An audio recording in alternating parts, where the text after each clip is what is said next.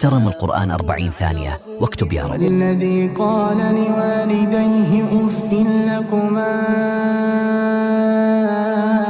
أتعدانني أن أخرج وقد خلت القرون من قبلي وهما